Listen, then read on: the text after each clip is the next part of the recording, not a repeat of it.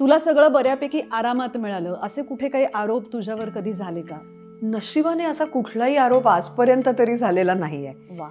Thankfully. म्हणजे Touchwood. पण असं अजून तरी कोणी उठून म्हटलेलं नाही की म्हणजे एका ठराविक आडनावाची मी आहे म्हणून मला काम मिळालं बाबा. कारण काय आहे, शेवटी कुणालाच स्ट्रगल तर चुकत नाही. एका कामामागून दुसरं काम मिळायला सुद्धा तुम्हाला सतत स्वतःला तिथे सिद्ध करतच राहावं लागतं ना. आपल्या क्षेत्रामध्ये इतकं प्लॅटरवरती आणून कोणीच काही देत नाही. मला असं मात्र नक्की वाटतं की मला माणसं खूप चांगली मिळत गेली काम करताना. म्हणजे अगदी सुरुवातीच्या काळापासून IME मध्ये मी काम केलं. म्हणजे रंगा काका बरोबर असेल किंवा विनोद दादा असेल, सतीश राजवाडे असेल, यांच्या सगळ्यांबरोबर अगदी सुरुवातीच्या काळातली काही कामं माझी त्यांच्या सोबतची होती. तर पुन्हा एकदा ते जडणघडण होताना अशी चांगली माणसं सोबत असणं, त्याच्यामुळे तुमच्या क्राफ्टवर पण परिणाम होत असतो.